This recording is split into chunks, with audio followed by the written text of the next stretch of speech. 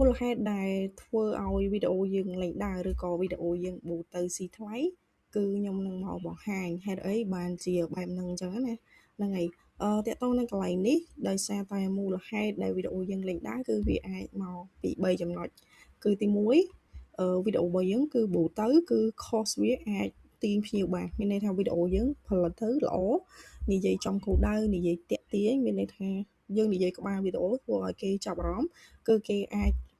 ឆាតរបស់យើងបានច្រើនហើយចង់អតិថិជនគោលដៅអញ្ចឹងហើយវីដេអូហ្នឹងគឺវាមានគុណភាពអញ្ចឹងពេលដែលវាមានគុណភាពមានគេឆាតមកច្រើនមានន័យថា cost តម្លៃនៃវីដេអូរបស់យើងគឺស៊ីថោកមានន័យថាពេលដែលយើងវិភាគ ad ទៅគឺវីដេអូរបស់យើងស៊ីត្រឹមតែ0.50 0.30អីចឹងទៅក្នុងមួយ message អញ្ចឹងមានន័យថាវីដេអូរបស់យើងគឺល្អហើយអញ្ចឹងណាក្នុងការវាស៊ីថោកអញ្ចឹងណាហើយមានគេឆាតមកច្រើនអញ្ចឹងយើងចំណាយលុយតែបន្តិចប៉ុន្តែយើងទទួលបាន message ច្រើនហ្នឹងហើយអញ្ចឹងយើងអាចយើងស្ថិតនៅក្នុងចំណុចទី1គឺ cost ល្អគឺអាចទាញភ្ញៀវបានហើយមានន័យថាវីដេអូយើងល្អហើយយើងដាក់ boost ទៅគឺវាអាចនឹងទាញភ្ញៀវបានច្រើនប៉ុន្តែបើសិនជាក្នុងករណីវីដេអូរបស់យើងវាអត់ល្អទេអញ្ចឹងទី1គឺវាចាប់ផ្ដើមស៊ីថ្លៃតែម្ដងអញ្ចឹងយើងអាចយកជាការបានទេវីដេអូបែបហ្នឹងអញ្ចឹងយើងព្យាយាមផលិតនៅវីដេអូឬក៏យើងហៅថា content នឹងបន្ថែមទៀតដើម្បីឲ្យនិយាយទៅចំគោលដៅអតិថិជនដែលយើង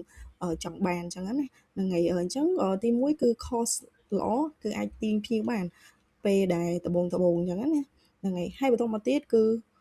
វីដេអូមួយហ្នឹងពេលដែលយើងបូតទៅវាឡើង view ច្រើនវាមានគេឆាតមកច្រើនហើយប៉ុន្តែវាលែងសូវទាញភ្ញៀវឲ្យធ្លាក់ឆាតអញ្ចឹងវាចាប់ផ្ដើមកើនតម្លៃនៃ cost មានន័យថាវាស៊ីថ្លៃពីមួយថ្ងៃទៅមួយថ្ងៃគឺវាចាប់ផ្ដើមឡើងថ្លៃហេតុអីបានវាចាប់ផ្ដើមឡើងថ្លៃនៅក្នុងចំណុចទី2ហ្នឹងគឺមានន័យថាវារុញទៅអតិថិជនមានន័យថាវីដេអូមួយហ្នឹងវារុញទៅអតិថិជនដដែលធ្វើឲ្យគេមានការធុញអីចឹងទៅឃើញវីដេអូយើងដែរអញ្ចឹងគេអត់មើលទៀតទេមានន័យថាគេឆូតចោលហើយគេអត់ឆាតមកអញ្ចឹងFacebook វាព្យាយាមរុញមែនតើតែប៉ុន្តែអត់មានអ្នកឆាតមកអញ្ចឹងហើយវានឹងឡើងថ្លៃតែម្ដងអញ្ចឹងណាអញ្ចឹងវីដេអូបើសិនជាវាស្ថិតនៅក្នុងលេខរៀងទី2នេះមានន័យថាវីដេអូយើងចាប់ផ្ដើមអស់សុពលភាពហើយអញ្ចឹងយើងត្រូវត្រៀមវីដេអូថ្មីដើម្បីដាក់បញ្ចូលអញ្ចឹងណាដើម្បីតាក់ទាញភ្ញៀវបន្ថែមអញ្ចឹងអ្នកដែលធ្វើការ boot បើចង់ឲ្យមានប្រសិទ្ធភាពគឺយើងត្រូវ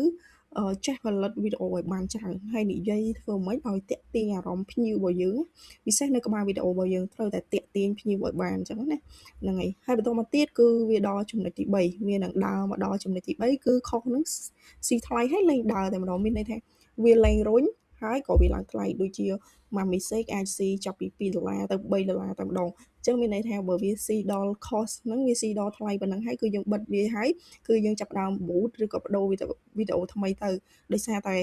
វីដេអូរបស់យើងគឺវាចំដែរខ្លាំងមែនតើតែម្ដងអញ្ចឹងណាអញ្ចឹងចំណុចទាំង3នេះគឺជាយើងអាចនិយាយបានថាគឺជារង្វិលមានន័យថាវារង្វង់មានន័យថាទី1គឺ cost ហ្នឹងមានន័យថាវីដេអូហ្នឹងវាល្អអាចតាក់ទាញភ្ញៀវបានដល់ពេលយើង boot ចាប់ពី5ថ្ងៃទៅ6ថ្ងៃអញ្ចឹងទៅវាចាប់ផ្ដើមលែងសូវទាញភ្ញៀវឲ្យធ្លាក់មកវាចាប់ផ្ដើមស៊ីថ្លៃម្ដងទៀតណារហូតដល់វាស៊ីថ្លៃហើយវាលែងដើរតែម្ដងអញ្ចឹងហើយជំរើសគឺបងប្អូនត្រូវផលិតនៅវីដេអូថ្មីឲ្យបានច្រើននៅឯតាក់ទងចំណុចហ្នឹងណាគឺមូលហេតុដែលធ្វើឲ្យវីដេអូយើងលេងដើរគឺវីដេអូយើងអស់សុពលភាពម្ដងតិចអញ្ចឹងវាលែងរុញទៅឲ្យអតិថិជនយើងទៀតហើយអញ្ចឹងណាអញ្ចឹងបើសិនជាយើងពូកែក្នុងការផលិតវីដេអូគឺយើងអត់សូវជួបបញ្ហាទាំងអស់ហ្នឹងទេអញ្ចឹងណាហ្នឹងហើយអញ្ចឹងបងខ្លះគាត់យល់ច្រឡំថាចេះវីដេអូមួយហ្នឹងយើងបូតខែមុនវាដើរល្អអញ្ចឹងគាត់រំពឹងថាខែទី2ហ្នឹងវាដើរល្អទៀតក៏ប៉ុន្តែវាអត់អញ្ចឹងទេវីដេអូគឺឆាប់អស់សុពលភាពខ្លាំងមែនទែនតែម្ដងអញ្ចឹងយើងអាចប្រើវីដេអូទី1តាមមកវីដេអូហ្នឹងអាចតាក់ទាញភ្ញៀវមកច្រើនបានទេគឺច្រើនវីដេអូហើយនិយាយឲ្យល្អឲ្យតាក់ទាញភ្ញៀវមិនថាភ្ញៀវចាស់មិនថាភ្ញៀវថ្មីខ្ញុំឧទាហរណ៍ថាឥឡូវវីដេអូទី1នេះ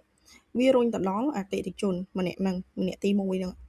ប៉ុន្តែម្នាក់ទី1ហ្នឹងគាត់បានមើលហើយគាត់បានឆាតមកសួរហើយប៉ុន្តែគាត់អត់ទាន់ទិញទេប៉ុន្តែដល់ពេលវីដេអូទី2និយាយទៅវាប៉ះវាចាក់ដល់បេះដូងអ្នកចង់ទិញទៀតអញ្ចឹងអាអ្នកទី1ហ្នឹងគាត់ឃើញវីដេអូទី2ហើយគាត់នឹងសម្រេចចិត្តទិញតែម្ដងអញ្ចឹងហើយពេលខ្លះអាចគេឃើញវីដេអូទី1ហើយវីដេអូទី2បានគេសម្រេចចិត្តទិញយើងក៏មានដែរអញ្ចឹងណាអញ្ចឹងហើយយើងត្រូវការទី1ដូចខ្ញុំនិយាយចឹងយើងត្រូវការចេះវិភាគ ad យើងមើលទៅលើ ad កុំឲ្យចំណាយលុយដោយ អត់ប្រយោជន៍ហ្នឹងហើយបើយើងចេះវិភាគ ad មានន័យថាអូយើងឃើញវីដេអូនេះវាស៊ីថ្លៃហើយអញ្ចឹងយើងបិទយើងស្វែងរកវីដេអូថ្មីដើម្បីមក boost ទៀតអាហ្នឹងកាត់បន្ថយការចំណាយប៉ុន្តែបើសិនជាក្នុងករណីយើងអត់ចេះមើលយើងចេះតែចំណាយ boost វីដេអូដដែ